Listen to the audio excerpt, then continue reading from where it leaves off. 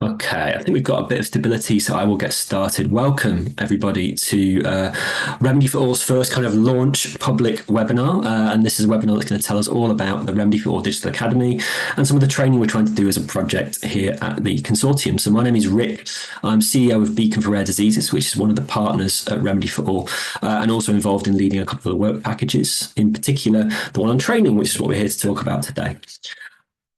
We're going to start and get kicked off just with some housekeeping while more people are trickling through. So as you've probably figured out by now, we're using Zoom webinars as our platform for today's meeting. Some of you will love Zoom and be entirely familiar with it. Others will prefer other systems. Suffice to say, this is quite easy and straightforward, and you can see a toolbar with giving you all the tools that you might need to interact with the webinar towards the bottom of your screen. There's a chat function. Please use this to raise any technical difficulties you might be having, and our team that are present at the back end of the webinar will speak to you and hopefully get those resolved quickly. And you can also use it to have a chat amongst yourselves, the participants, and some of the team that are present today. If you've got a question, we'd love you to put that into the Q&A box itself. That'll give us a simple way to identify the questions we want to try and answer, to respond to you in writing, but also lets the different participants upvote and primarily kind of flag those questions they'd love to see answered. So please do use that approach, and it means there's more chance we'll get around to give you the answer that you're looking for. It's also important to say that we've got some different accessibility tools present in Zoom today. So you can dive down to the live transcript button there. Gives you options to turn on and off subtitles. If that helps you with my annoyingly rapid speaking, then please do dive in there. But you can also get a live transcript of you at the side of your screen too. So hopefully that gives you everything you need to see what's going on and feel part of the webinar itself. So today we've got three different speakers, one of which is me. I'm Rick, as I said, CEO at Beacon for Rare Diseases, and really happy to see so many of you interested in this project today, and hopefully to give you a sense of what we've been up to at Remedy4ALL.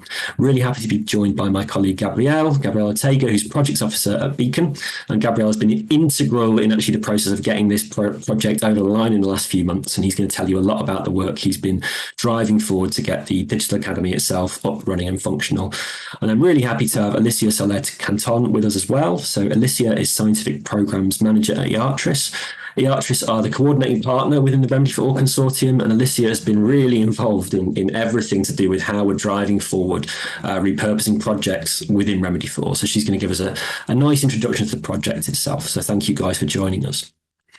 So today's agenda, hopefully really straightforward. This is all about us introducing you to both the Remedy4ALL project and our newly launched and exciting training resources. So hopefully we'll tell you how you can engage with us, how you can learn far more about repurposing itself, and hopefully just to engage with that wonderful, exciting world of drug repurposing that I've spent far too many years talking about, but I'm really starting to see some change in now, which is truly exciting. Our talks are straightforward and predictable. We're going to have an introduction to Remedy4ALL from Alicia, and then Gabriel and I will dive in to tell you about how we've gone about building the Repurposing Academy and why. We're then going to have a chance to really dive into questions from you guys in the audience, and feel free to ask us about the Academy itself, but also Remedy4ALL more generally, and we'll do our best to answer as many of those as possible. And before we wrap up, we're going to highlight a few different opportunities for you to get involved with Remedy4ALL moving forward, and some events that are important to some of our Remedy4ALL partners as well. So hopefully that's all clear. I'm really excited to see how today goes. And with that, I will pass on to my colleague and friend Alicia, who's going to tell you all about Remedy4ALL. Alicia, welcome. Yes, thank you, Rick. I'm very happy to be able to do this presentation today.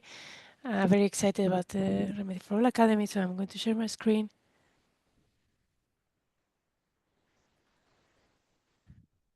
Okay.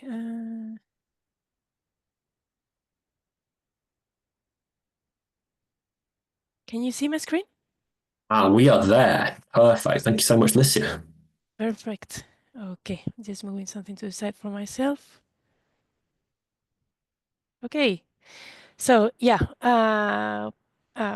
thanks a lot, Rick, for the introduction. So I would like to introduce you to the Remedy4ALL platform, which is a patient-centric European platform for medicines repurposing.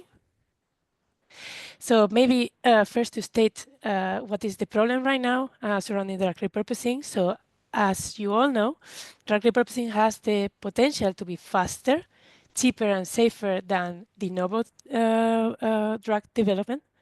However, there are multiple problems limiting the success of drug repurposing. So you have a fragmented ecosystem, so a lot of people working in drug repurposing in silos. You have a limited knowledge on the needed steps for successful drug repurposing. So there are a lot of people doing drug repurposing, but they don't have the, let's say, the full expertise to be able to bring these drugs for approval and for patient access. And there are also other barriers like regulatory barriers, economical barriers, and policy barriers. So because of that, the main mission of the REMEDi4ALL platform is one, to make it easier and more reliable to find new medical uses for already existing drugs. And then second, to improve the drug repurposing landscape in Europe and globally. So REMEDi4ALL started in 2022, thanks to a 25 million grant from the European Commission.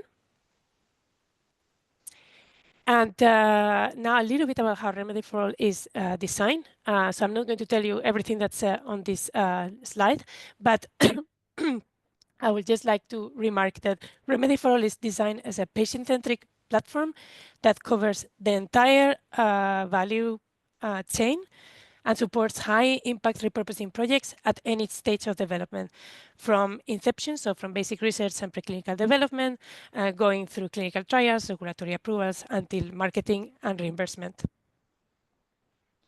So in parallel, aside from this, the platform also works to improve the European policy environment for drug repurposing, and also the platform works to develop funding strategies in collaboration with funders to address current market issues. So as I mentioned on the previous slides, REMEDi4ALL is a fully patient-centric platform. So for us, patient engagement is needed at every step of the development process. Because if you do not understand the needs of your patients and count on their opinions, most probably you will never get to do a clinical trial that is of value to the patients, and especially you will never bring a drug of value to the patient community. And because of that, actually, when in REMEDi4ALL, when we are driving a project, what we do is that we form teams called repurposing development teams, which in industry are research development teams that are composed by the principal investigator, different scientists with different scientific expertises, which is similar as in industry to drive the project. But what is different in REMEDi4ALL is that we also include a patient who we call patient champion in this team of people, and patient advocates which support our patient champions in these teams. And this is something completely innovative from REMEDi4ALL. So the REMEDi4ALL platform got started more than 2 years ago with 4 real projects, let's say, already embedded in the platform at launch, which we call demonstrator projects. So all these projects are at different stages of development, and they are different from the scientific, clinical, and patient engagement perspective. And because of that, they have helped the platform to build all the resources and tools that we are going to need to support many, many more projects that are, in all of these different stages of development. So, because there is no time to talk about all of these projects, I would just like to remark one of the major successes that we've had for one of these projects, which is the case of our demonstrator project 3, which is dealing with an ultra-rare pediatric disease called multiple sulfatase deficiency. So just to give a little bit of an overview of what's the status of this project, what we are doing is right now we are preparing a phase 1/2 clinical trial for this project. And the formulation or the drug formulation that we are using is a drug formulation that is exactly the same as one that was previously developed by a company called Allergan about like 20 years back. That company went with that formulation all the way until marketing authorization application. The indication was, of course, different. They were aiming to treat psoriasis with this formulation. But actually, they did not make it to the market, not because the drug was not safe or not good, but because actually the drug was not performing better than other drugs approved for the same indication in that moment. So the whole package was there. Now belongs to AbbVie because AbbVie bought the company Allergan. And what we did for this project was, I mean, one of the many things that we have done for this project is that we actually managed to get the data, like the company AbbVie, to donate the data packets. So this marketing authorization application data packets containing safety data from more than 1,400 patients. Now we have gone to interactions. We have gone through interactions with regulators through formal meetings called scientific advice meetings, and the regulators have accepted all these data packets to, let's say, support our project. And what that means is that if our phase 1/2 clinical trial will be successful, we could possibly go directly for approval for this drug for this ultra-rare disease. Now, getting these data packets wasn't easy at all. There were a lot of challenges to reach the right person in the company. And there was a very key role of the patient champion that is part of this team to push this donation. And currently, we are replicating the same efforts for 2 other projects. However, because we cannot allow this being so difficult every time, we have invested a lot of time on creating new paths to connect researchers with good drug repurposing projects. Researchers with good drug repurposing projects with industry. And we have done it through creating connections with a European organization that is representative of the generic and value-added medicines companies. So this organization is called Medicines for Europe. And also we have done it by creating a connection path with the FPA, which is the European representative of the innovative pharmaceutical industry. So as example of this connection, we can tell you that we have already been able to connect a few academic repurposing projects with potential marketing authorization and clinical trial sponsors. Another extremely important task of REMEDi4ALL has been the creation of a funders network, so a network of potential funders for repurposing projects, which we call the REMEDi4ALL Funders Network. To this date, this network is composed by 28 funders.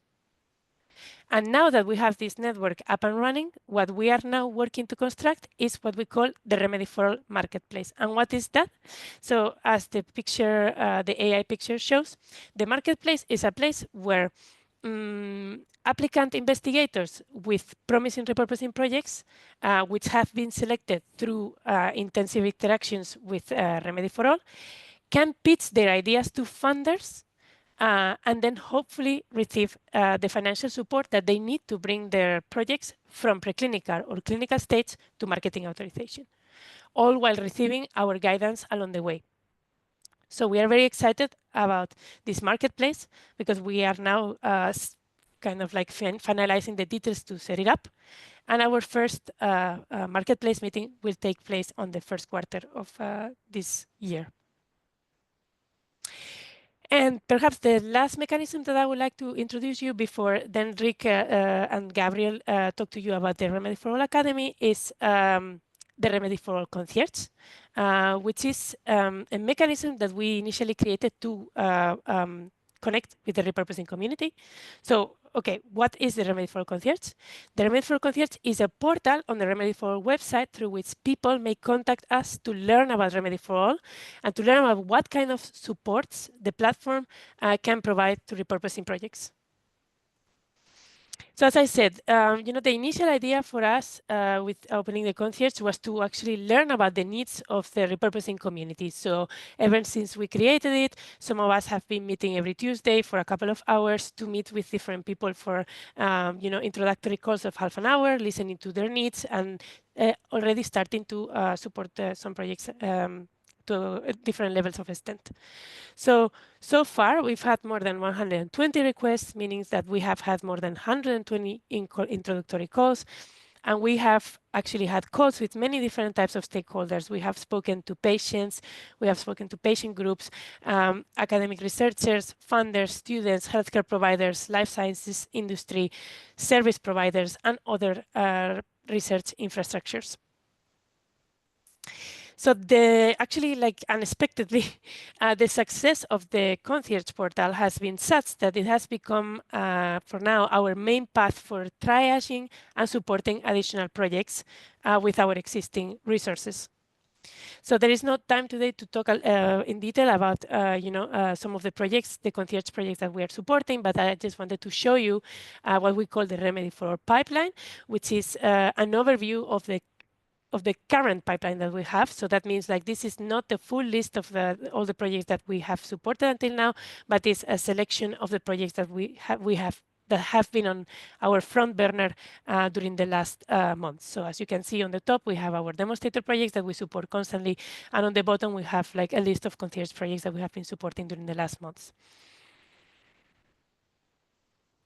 So if you look at like what are the needs that people have been coming to us in the concierge, so people have come to us with very diverse needs, so which we try to classify in high-level categories. So many requesters are asking for collaboration and financial supports. But other large part of the people who come to us are asking for scientific support and regulatory support. Also, there are people who ask us for help with their business strategy or business development path. And we also have a good number of calls related to rising awareness on drug repurposing and advocacy. So one of those audiences, just as an example, who we think we can help a lot within REMEDi4ALL are academic researchers. So what you see in this slide is a list of the most common needs that academic researchers have shared when they come to the concierge. They ask us for help regarding, for example, the category of scientific support. They ask us for help in designing a preclinical development path or strategy, a clinical development path. They also ask us for help in clinical trial design. Then regarding regulatory guidance, they ask us for help to understand actually regulatory science, because I think this is a field that is very unknown to academic researchers in general. And they also ask us to help them understanding and guiding them through the steps to do regulatory interactions, like, for example, getting formal advice from regulators, and also going to regulatory submissions to, for example, apply for orphan drug designation for a drug for a certain indication. They also ask us for help with collaboration. So they want to guidance on how to build strategic partnerships with other academic partners, but especially with industrial partners and patient advocacy groups. And also they ask us for how to find funding. Because we cannot support all projects that come to us individually, actually, then the REMEDi4ALL Academy has been created to address part of these needs. So with this, I would like to say thank you to everyone and give the floor to Rick and Gabriel, who are going to tell us everything about this fantastic tool that is the REMEDi4ALL Academy, which is ready to help anyone working on a repurposing project. Thank you so much, Alicia. Great to get that good overview of the work we've been doing over the past few years. Lovely to see all those projects lined up in the pipeline as well. And yeah, hopefully it gives everyone in the audience a good sense of what we're trying to do and how the Academy is going to feed into that. So I will try and get my screen share up and moving again, and hopefully that's working. Getting a nod. Perfect. Thank you. Yeah. So what Gabriel and I are now going to do is take you through the process of actually building the Repurposing Academy itself. And it's something that the team at Beacon and Neurologists in particular have worked on very hard, but a huge number of partners across the pathway and the consortium have chipped in to provide detailed training, input and guidance on putting this together. So thank you again to everyone who's helped on the journey so far. So the first thing to always answer is why do training? And I think Alicia's kind of really set me up beautifully here, just highlighting the need that is out there for the repurposing landscape. We think there's lots of need going on, and we want to try and make sure we can try and address that through a training program. And fundamentally, REMEDi4ALL as a project wants to improve the repurposing ecosystem. You know, we want to take projects and guide them through and to ensure that more drugs reach patients. But, there's only so many of us in the consortium. It's a big group. There's quite a lot of us. We're quite helpful and friendly, but we can't help every project through that process by ourselves. We do really need to think about how we can share the knowledge and experience that's held within that consortium and our collaborators, and how can we help repurposing projects outside of REMEDi4ALL move forward using that knowledge and experience. And so fundamentally, we have to train the world's drug repurposers, a new word I'm going to coin and drive forward in this webinar. We have to find ways to share that experience and help people understand how to move things further forward alone, and then gain the support and interventions they need to get things nearer to patients, independently or with further help. And that's really the aim of the Academy. So what's the need? I think the work that Alicia and Don and the team have been doing through the concierge has helped to identify and highlight some of those needs, which has been touched on really well. But we've also been holding interviews, working groups and discussions over the past few years to try and understand what different types of people, different audiences want to take from the training we put together and what's needed to move things forward. And we've spoken to people in academia, of course, and patient groups, but also regulators. We've spoken to funders, we've spoken to industry to try and work out what is needed from training. And the simple message that comes through across the board is that translation is hard. Taking a drug from a concept and actually finding a way to get that from the preclinical space into the clinical space where you can put the drug into people and take that evidence from the clinical space to market is a really challenging pathway to walk through, particularly challenging outside of industry. So if we look at that audience again, and we think about the average academic, which is a bold and strange statement to make, but what do they need to do to take the drug right through to market? Well, they've got to identify a repurposing opportunity to start with. Not easy. They've got to understand something about pharmacodynamics or the dose or the way that drugs interact with the body, which is complex. They've got to plan a clinical trial. Need to engage with regulators to actually ensure that the drug they're developing, their development plan, could reach market. Need to understand their intellectual property and the business strategy if they're going to try and take a drug all the way to market itself. Understand the disease mechanism, of course, is vital both for that repurposing opportunity, but also for testing it effectively in the preclinical space. Need to think about cost effectiveness analysis to try and show what the value of a product you produce might be if it can reach market. And you can't do that without talking to patients and actually understanding what their real need is. You can't help people if you don't know what they're looking for in a treatment or a therapy. And none of that's going to happen without money. You've got to be able to raise funds and find a way to push forward independently and drive a research program, amongst a bajillion other different things that need to happen to take a project all the way through. It isn't an easy pathway, and what we want to do is try and smooth that out. Now, the average academic, I'm imagining, probably knows one or two of those things. They don't have the full experience there, and who would? Because it's a really extensive list of skills that you need to have to move this forward. And the other thing to bear in mind in that academic landscape is really the incentives. And I think generally speaking, academic researchers are incentivized to write a high impact paper. They're probably not that well incentivized to develop a market ready drug, and they're not necessarily trained to do that either. And so we need to think about how we can help incentivize academics, but also support them to have the knowledge they need to take the products right through the process. And that's what we think we're trying to do through our training. We're aiming to achieve lots of different things on the program. We want to provide training that helps visualize and contextualize that whole repurposing pathway. If you know about a single piece of it, that's great. You're expert there. We can't teach you anything, but we can tell you about what wraps around it. And we can try and find ways to help you understand how the bit you know fits into that wider journey. And I think that's crucial to drive products through to patients.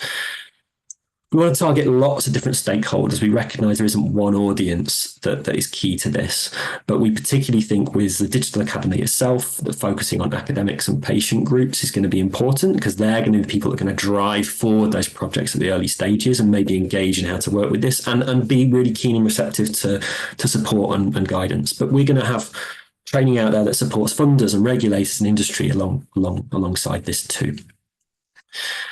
We're going to work really hard to signpost excellent existing resources that really work along that end-to-end repurposing journey. We can't come up with all the training ourselves. It'd be silly to. There's lots of resources out there, and we want the training we put out to help show you what's out there and guide you to things that already can help you on that journey. And we want to make sure that training is delivered in accessible ways. There may be cases where we might package some of the existing training to make it accessible to a different audience, and we may deliver the same kind of training in different ways to make sure different people can engage with it. And I think that's really important to bring everyone into the repurposing ecosystem and community. Hopefully, we want to create a product development mindset when we're thinking about drug repurposing. The output is patient impact through an accessible repurposed medicine. It's not necessarily just that paper. Papers are great, but they aren't going to lead to the impact we want to see when we're developing drugs. We want to find ways to let patients access these drugs in a meaningful, sustainable manner. We want to try and find ways to make repurposing know-how more accessible and more widespread. And fundamentally, training more people is going to do that. If we just raise the baseline knowledge a little bit in the ecosystem, that's going to have an impact. And if we can raise that even higher, we can see more projects being successful. And that is the ultimate aim. We want to see more projects in the repurposing space started. We want to see more projects that get funding. We want to see more projects that are testing repurposing hypotheses effectively. And if we do all that, we will see more projects that are delivering benefit to patients with high unmet need. And we know that repurposing is a particularly important approach in those areas of high unmet need, like rare disease, like infectious disease, etc. And we want to dive into that. That's what we hope our resources are going to do. So there's a Repurposing Academy idea. And yes, today we're going to focus on the Digital Academy, which is one component of a wider range of training we're trying to put together at Remedy4ALL. And you can see that summarized here and on our website.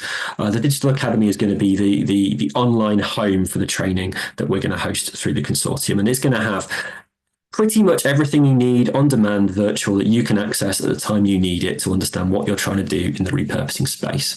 But we know that sitting and reading your screen isn't necessarily the thing that everyone wants to do to access that training. So we're going to wrap around other types of support.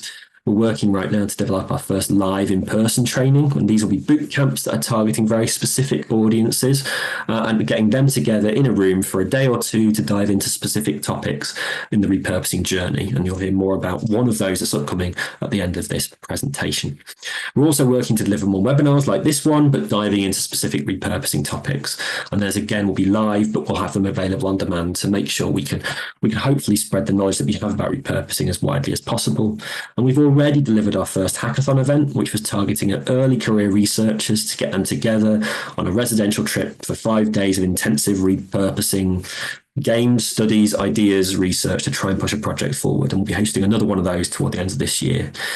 In the future, we're trying to develop some more masterclass-like projects, and we think these will be smaller groups focusing on very specific audiences, likely academics. We're already implementing a mentoring scheme within Remedy4ALL to help support those Remedy4ALL supported projects to get forward and to get over the line. And we're hoping to develop a podcast as well to bring more people into the world of repurposing and recognise why it's so important. So there's a huge amount of stuff we're trying to do, and we'd love to hear your thoughts on this and what you'd like to see from this programme moving forward. But of course, the thing we're going to focus on today is the Digital Academy itself. And I'm going to hand over to my colleague, Gabriel, now, who's going to take you through the journey of developing that project. So, Gabriel, thank you very much. And I'll stop my screen share. Thank you, Rick. Thank you, everyone, as well for coming. So I'm just going to share my screen now and guide you through what we did, the Digital Academy. Hopefully you can see my screen now. So I'm just going to present. Beautiful. So, of course, you're here to learn more about the Digital Academy, and this is what we're going to do right now. So the Digital Academy itself is an innovative platform that we built to empower the next generation of drug repurposers. We wanted to equip them with the tools and also the expertise to transform existing drugs into breakthrough treatments. And right now, it's over 120,000 words worth of introductory content that we've started developing together with external resources, aiming to cover the key stages of a drug repurposing project from concept to market. We've aimed to make it accessible, but also valuable for all stakeholders, including researchers, patient groups, and industry professionals alike. We had a goal. This goal was to inspire and encourage the next generation of drug repurposers by providing insights in the most important parts of a successful drug repurposing project. And we hope to work towards that as well in the future. So we divided our content in structure. We divided them in 7 core modules, trying to highlight the core essential steps that you need to follow in any drug repurposing project. We started with an introduction to drug repurposing, followed by the target product profile, of course, finding a repurposing candidate, to move on to preclinical development, going to clinical development, then regulation, and most importantly, securing patient access. We also divided our contents in 4 foundation modules, which serve to add additional sort of knowledge to increase the likelihood of succeeding in your drug repurposing project. And these are collaborative models of research, some guidance on funding that we're currently developing, some guidance on project management, and we also have a foundation module on the importance of working with patients. Everything's been put into a website that you can access through going onto academy.remedy4all.org. So if you type that on Google, you'll hopefully be redirected to our landing page, which is, and this is the way it looks at the minute. If you are there, you'll be able to see at the very top of the website, the route to repurposing link to a figure we've developed that I'll show you briefly, core modules, foundation modules, a page on some resources, events coming in training, and also a user dashboard. And of course, a login button that you'd need to click in order to register, in order to access the content. This is a route to repurposing pathway. We've developed the key developmental stages at the top, and at the very left, we have all the core modules I just mentioned. The sub-modules contained within each module are represented by the arrow. And then if you scroll down, you can see the foundation modules that serve to add that supportive knowledge. If we go on one of them, for example, target product profile, and then we click on the expand all button, you can see all the contents that are contained within the sub-modules of this module, which we call topics. If you go on one of them, for example, what is a TPP, you can see the way we've written our contents. We've made rules, we've made case study boxes, we've made example boxes as well. And lastly, a learn more section, signposting to other useful external resources. You scroll up, you can see some words I've read. These words are glossary function words. We've added definitions to them so that you can click on them in case you forget what these things mean. You scroll up, you can see on the right, the summary of the module, a self-assessment quiz to help you know your knowledge, and a feedback form as well to provide feedback, which is key in this stage.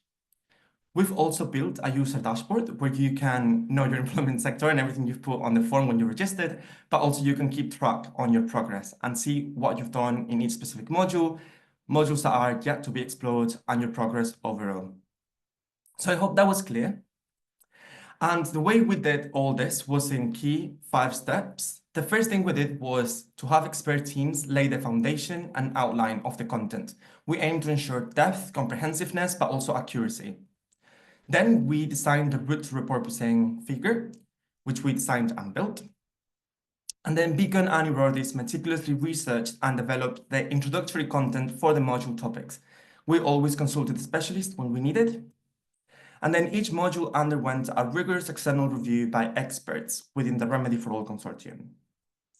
Beacon and Eurodis then refined the content based on this expert feedback, and then we uploaded everything to the website for you to learn, explore, and provide feedback on.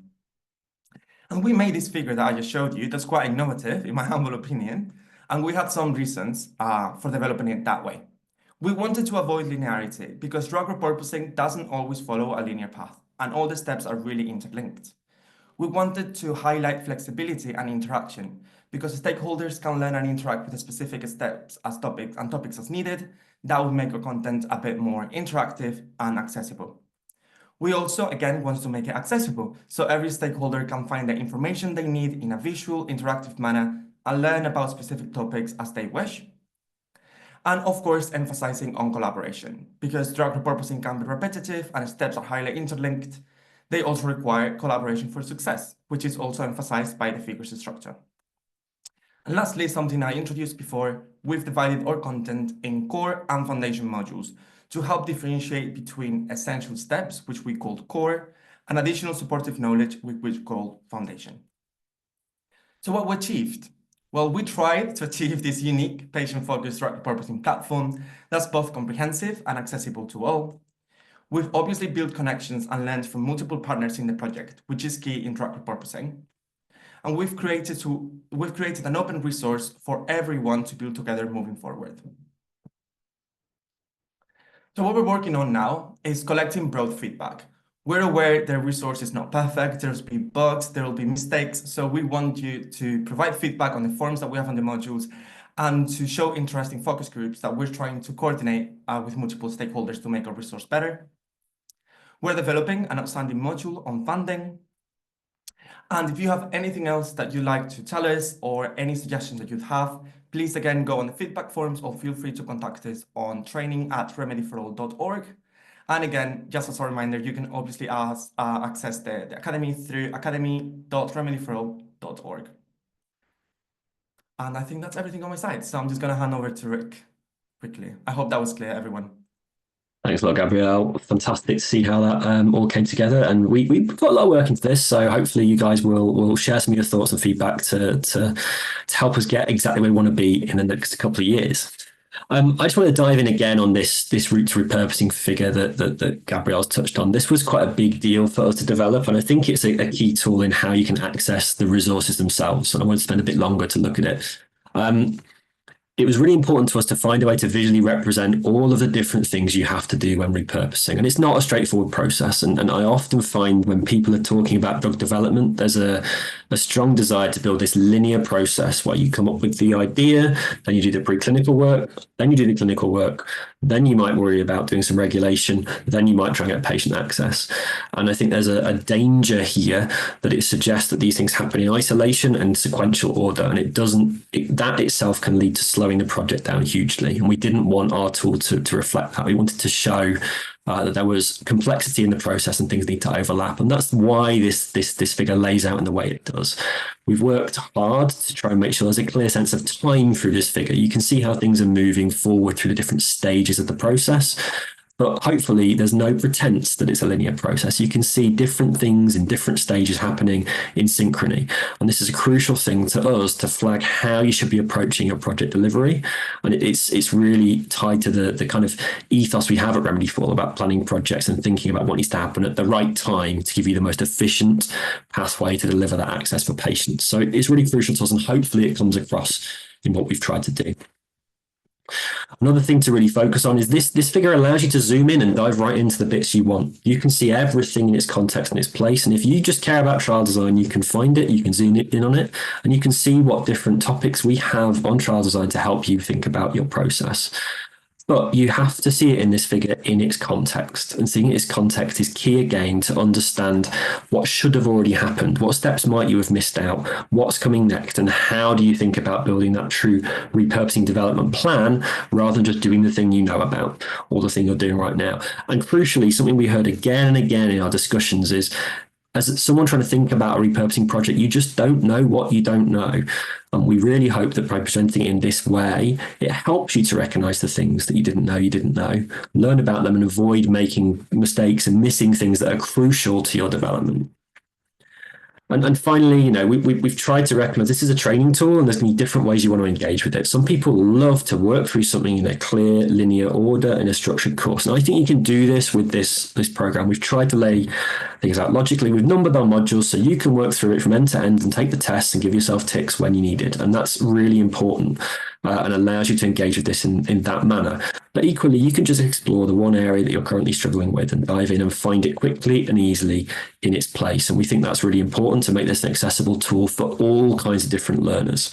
And that's the key here. We do think we've tried to build something that can work for lots of people. Doing that is hard. Some places we might not have got language perfect for all, but we've tried to use accessible language that means anyone can understand it. And we've tried to explain those technical terms and used our glossary tool to make that more accessible. So we'd love to hear your thoughts on how we've done that. And we're going to try and remain committed to that vision for this project moving forward. So yeah, what does that future hold for the Digital Academy? And I think the thing that really I want to stress is that this is a living resource. This isn't finished. This is absolutely useful. It's in depth, and there's a lot of material here that can really help you now, and we really want to see people engaging with it. And we think we have launched a near complete overview of that from repurposing pathway, but we can build depth, and we're going to build depth. We're going to develop as well more engaging content within the platform. We've already started to connect different videos to this, and this webinar and more coming up are going to be embedded on the platform to help you engage with the information in ways that works for you, whether that's written, video, or visual. We're going to host those recordings of live content and also content generated from a live training series on the Academy itself to mean we can increase the reach and you can find things that you want to see in a different engaging manner. And we'll develop more interactive elements as well. So Gabriel's highlighted some of the tests and games we've been working on, but we're going to see more of those in different formats as we move forward. Because again, for different learners, that can be a very important way to engage with the information. We're looking forward to finding ways to link and share more REMEDi4ALL developed resources through the platform as well. Some of those might be more general and some more technical. So, for example, we're currently working on the funding module, and we have a funding radar that's been developed by our funding team, and that's going to be linked in here to give you a quick link to find ways you can find different funding opportunities in the repurposing space.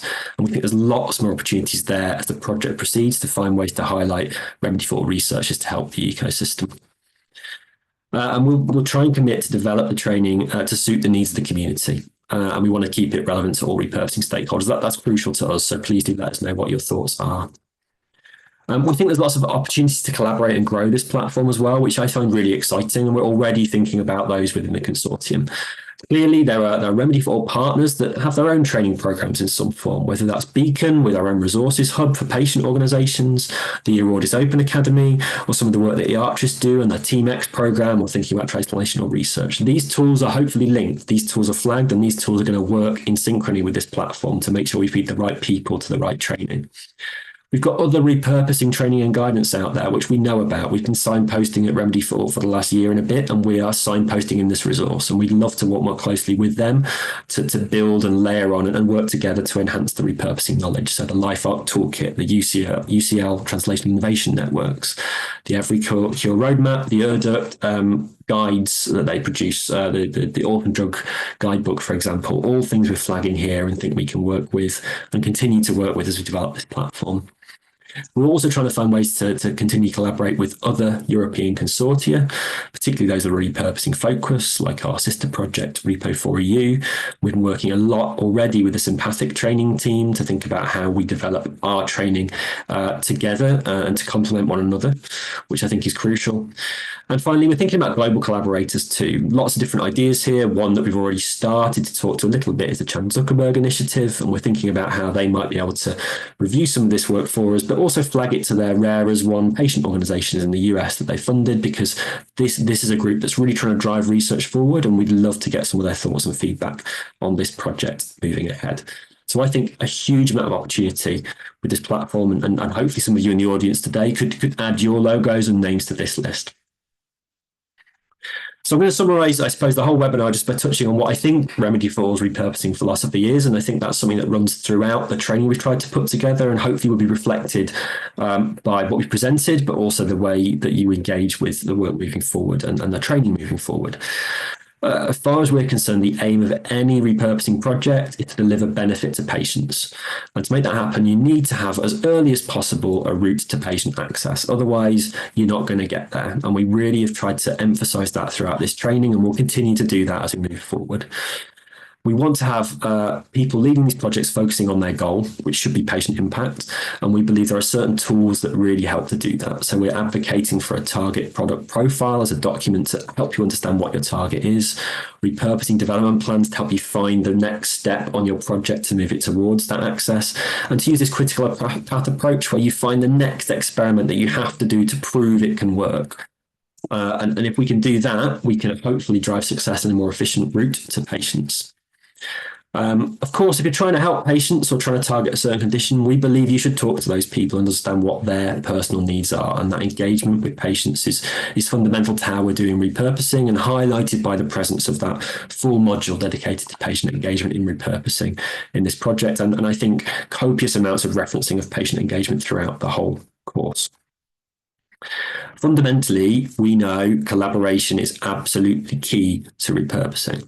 One of our colleagues likes to say that repurposing is a team sport, and I think that really does stand out, hopefully, for the work we're doing here.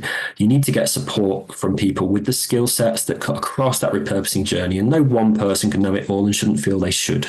You need to reach out, and we think we found ways to highlight that in this program, and even giving guidance on how to make those collaborations work. Crucially, within our scientific teams, we've got a strong drive and focus on the idea that data needs to be reproducible to give strong evidence for your repurposing hypotheses. We want to make sure that people are pursuing hypotheses and the idea that are based on reproducible evidence that we can be confident in, and not throwing money after something which isn't really something you can quickly reproduce. So that reproducibility piece is something we're trying to emphasize. I think it's crucial to our whole philosophy in the project. We want you to engage early with regulators and to think about HTA assessment very early on as well, because you should be trying to aim for market with any repurposing project. We know that's hard.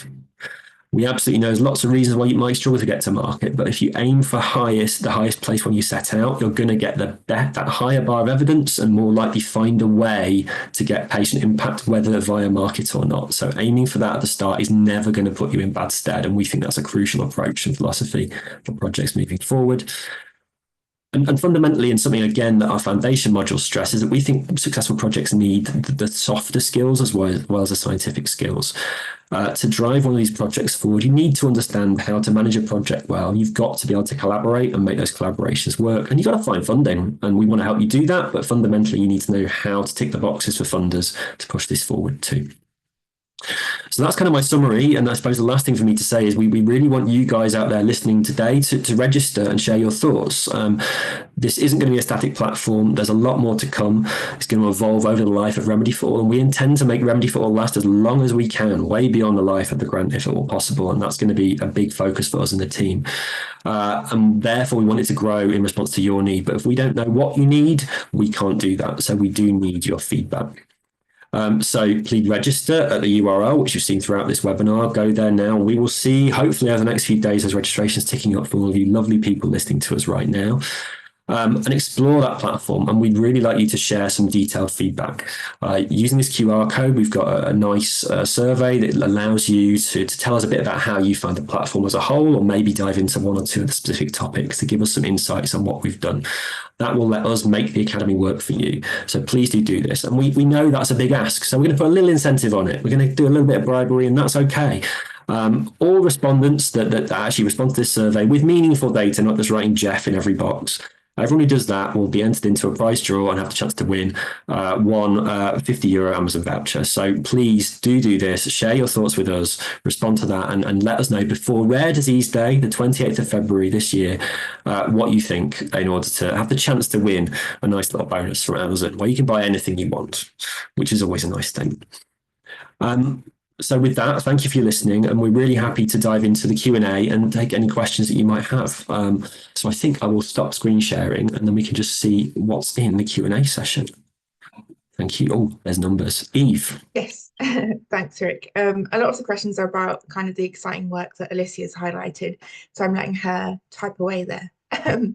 We've got a really great question asking, are we going to continue to engage with that, with a structured review of that lack of linearity, looking at frequently made mistakes or frequent barriers and problems that people run into, and how are we going to integrate that or review that when we're going forward with the platform? What a great question. I love that someone's latched onto that idea we've had so much. You know what, I think that's a really interesting thing to explore. We haven't currently got plans to dive in and zone in on where those stumbling blocks are, but I think there's lots of things we've done that really flag that already, and I think we could probably dive into that in quite an interesting way. So we've got teams that are busily reviewing different barriers that exist in the repurposing development pathway anyway. Lots of that has been understood. All the work that the guys are doing in the concierge to pull out different barriers and how that lack of knowledge of either the structure or the approach that's linear will be flagged there. So maybe there's something we could do that really dives into that. That'd be quite different, whether that's summarizing that through a specific training or a little report, or actually flagging it within the platform itself. I don't know, but I think that's a great idea. So thank you for it. I don't know if anyone's got any other thoughts on it, but yeah, I really appreciate the question.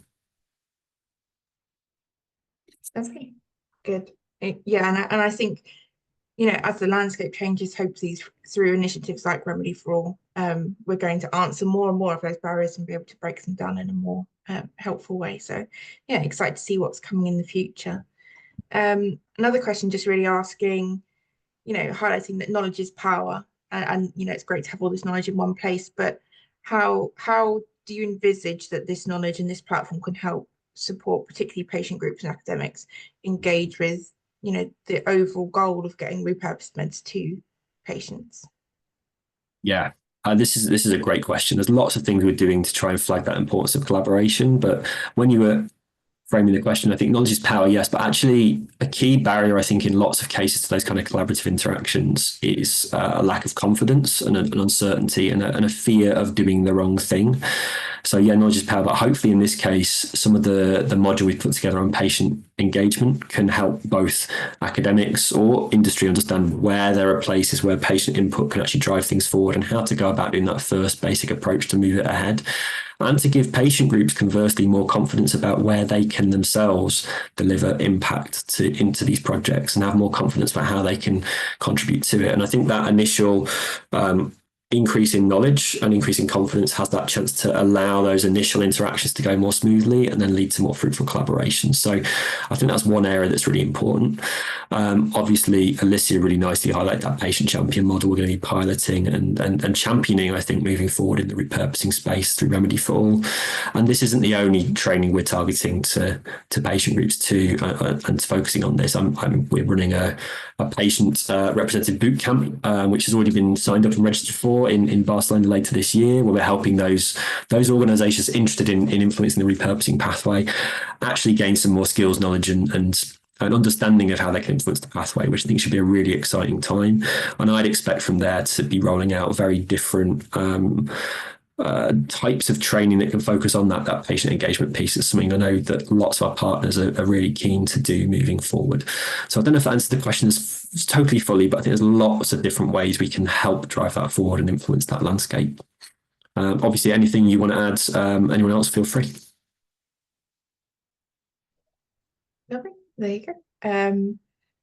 Yeah, so the next question, I wonder, just if you can really reiterate, what is the sort of time commitment and expectation for an individual looking at this training resource? You know, it's a big thing. It can be quite overwhelming when you initially look at it. So just kind of reiterate how you envisage it functioning and what sort of time commitment you're looking at there, and any plans for certification or integration into existing training programs at the moment. And I guess to Gabriel, that point as well too. A great question. The thing about this resource in my head is it can be what you want it to be, and you can use it how you want to use it. Okay. And I think sitting down and going through all the resource here in a linear fashion is going to take a decent amount of time and effort and engagement from you. And you're going to need to put, a good number of hours in to work through certain modules and gain that. But that might not be that isn't the only way to use it. And it might not be the right way for you to use it. I think there's the ability to pull out the bits of information you need here to support you. And that can be benefit that you gain in 10 or 15 minutes interacting with a certain piece, or benefit you gain by working through one module a month over the next year. And I think there's a whole range of ways you can do it. And our expectation isn't that you have to do it anyway. It's that we've built a resource that's there for you to use that meets your need and demand at the time. Obviously, the more live training is going to be more restrictive, and there's certain levels of time that's expected to engage with it. On-demand training has that luxury of doing it whichever way you want. So I hope that kind of answers that point. Gabriel, anything you want to say around that point, or either certification or the quizzes and the ways we're trying to build those into it? Realistically, I would say the same you just said, Rick. I think there's no right way to approach the academy, and obviously it's still in early development, if that makes sense. We're also asking for people to contribute to it and provide their feedback to it, which will also help us know what's the best and what works for most people as well. So I would just say the same, that it's for you to go and explore, to make the most out of it in the way that would work for you. And obviously it also depends on the level of engagement that you want to spend on a module, because we have glossary words, we have external links. So it really depends on how in-depth you go when you read it. But we believe that the way we've structured it allows the most amount of people to go in and get at least something out of it. And if you want to really learn about something, you're also very welcome to do that also with the external resources that we've added to the academy. In terms of certifications, I think, to be completely honest, is something that we've been exploring. It's not something that we've finalized, but it's in our heads. So we can provide a more specific answer later on as we develop the resource. Thanks, Gabriel. I'll just add to that. I think we're pretty confident we've got a good level of starting depth here, and we're touching on all these topics in ways that can really help and giving resources that can help in all areas. But we know there's more depth to add. And my sense has always been that when we begin now to develop more modules or more submodules in detail, that will be the right stage to think a bit more about that certification piece, because we've got built then the depth that could correlate with different levels of certification. And we really value feedback from people that are involved in training, whether that's on PhD programs or postdoctoral researchers or even undergraduate schemes, whatever it is. to see how useful this kind of structure could be to move into it. So we do think there's real chance for certification, but our core focus early doors is getting something out that can be useful and then thinking about how we can engage that wider training community. So thanks for the question. Right, and I think just a final, I think a point rather than a question is that we're hearing a lot about there being a gap in knowledge in terms of IP and understanding that, which I think is fairly consistent feedback we've had from all of our audience actually. So yes, we've got very light touch information on IP at the moment. We're just finding who, where, how to get the information to build this up into a nice and actually helpful resource in terms of the IP piece. So something we are working on, so stay tuned. Get on the list for a webinar in the coming weeks. Okay, thank you so much. It's a great point. Lovely stuff. Anything else we should be diving into, Eve? No, I think that's yeah, some really great questions. So thank you, everyone. Yeah, I can see all these numbers appearing in my Q&A box and chat down below, and it's great to see that engagement. Really do appreciate it. So thank you for your time and engagement. Thank you, people. I guess now I'll just share my screen once more and just dive into a few of the final things we wanted to highlight before we close the webinar. So yeah, as I've tried to mention and hint at throughout the presentation, we have a number of different things happening and coming up over the coming months, and particularly across this year, where training is going to be an active part of what we're doing at Remedy4ALL. One of those is going to be a webinar series that's diving into clinical trials for repurposing with various focuses. The second one in that series is flagged here, which is going to dive into clinical trials for rare diseases on Rare Disease Day itself. So if you're interested in learning more about the clinical trial process and how that feeds into repurposing, please do scan that QR code and register today, where you'll be welcomed by the team at Beacon, Eurodis and Ecrin, one of our other partners, going to dive into that clinical trial process. Another thing we've been talking about is that live in-person training. We already have planned and registered our bootcamp for patient group representatives, but we're now pushing hard for our drug repurposing bootcamp for academics. This is something that we think is really important for us to do, and we're essentially running a pilot program to test this type of research in the UK and see how that training can work in March. So if you're interested in what we've been talking about today and would like to come and meet us for a day and a half and have some conversations around how you drive from hypothesis to impact in your repurposing research, we'd love to see you at the Wellcome Genome campus in Cambridge on those dates. So please, again, scan that QR code and make your application. There's a huge amount on offer here, and we're offering free places for this training. This isn't something that you are going to have to commit more than your time to. So please do reach out and engage. We'd love to see you there.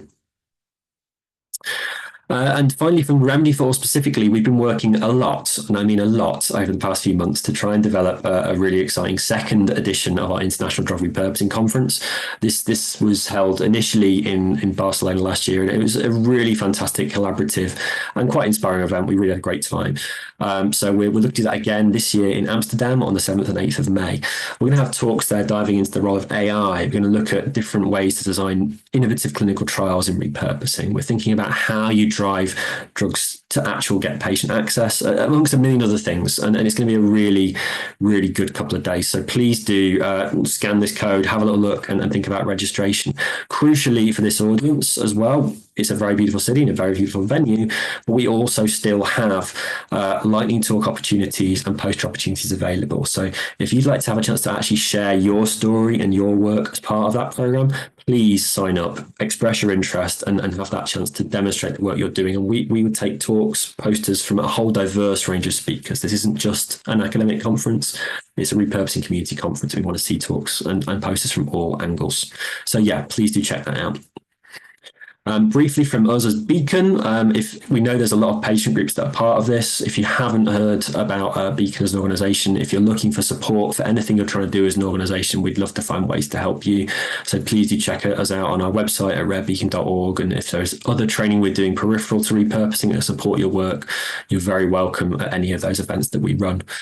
And we also want to flag for our other partners, Eurodis, some of the events that they're working on in the coming months and years. Firstly, the Black Pearl Awards, a fantastic opportunity to celebrate excellence and outstanding achievements in the world of rare diseases. That'll be held in Brussels on 24th of February, so you can check that out here. And finally, a long way ahead, but important to hold the date, the European Conference on Rare Diseases and Orphan Products will be held next year in June. ECRD is always a great meeting, so stick it in your diaries now. And we'll no doubt be talking a lot about repurposing at that event if I have my way with it. So we look forward to seeing some of you guys there in the future. future. I think with that, I can say thank you for your attention. Thank you for your questions and engagement. Thank you for even wanting to come to this webinar. We're really, really positive about the number of registrants and the chat we've had. Please register now for the Academy. We'd love to see you there. And please, please, please scan this QR code and give us that detailed feedback we need to make this a platform that's responding to your needs and to make it as best as we can. Thank you for your time. It's been a pleasure, and hopefully we'll see you at some of those future Remedy4All events soon. Bye for now.